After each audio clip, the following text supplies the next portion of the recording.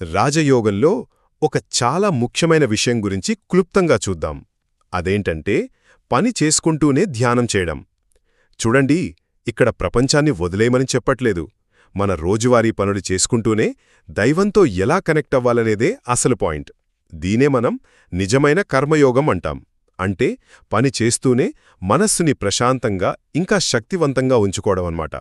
సరే, ఇందులో 3 ముఖ్యమైన విషయాలు చూద్దాం.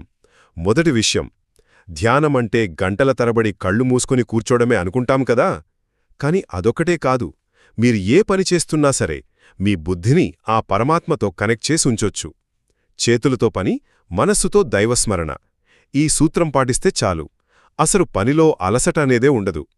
ఇక రెండవది, మనం చేసే ప్రతి పనిని ఒక ధ్యానంలా మార్చుకోవచ్చా? అస్సలు మార్చుకోవచ్చు. ఓ చిన్న ఉదాహరణ చెప్తాను.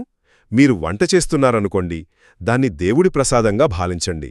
అప్పుడు అది తినేవాళ్లక్కూడా శాంతి, శక్తి వస్తాయి.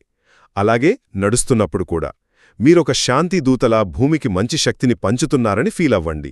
చివరిగా, మనందరికీ ఒక పెద్ద ప్రాబ్లం ఉంటుంది. అదే ఆలోచనలో ఒత్తిడి. దీనికోసం ట్రాఫిక్ కంట్రోల్ అనే ఒక మంచి టెక్నిక్ ఉంది. రోజులో అప్పుడప్పుడు ఒక్క క్షణం ఆగి, నేను శాంతి స్వరూప ఆత్మను అని మీకు మీరు గుర్తు చేసుకోండి. అంతే, ఇది మీ మనస్సుని వెంటనే రీసెట్ చేస్తుంది. సో గుర్తుంచుకోండి, శరీరం పనిలో, మనస్సు దైవస్మరణలో. ఇదే అసలైన కర్మయోగం వెనుకున్న రహస్యం.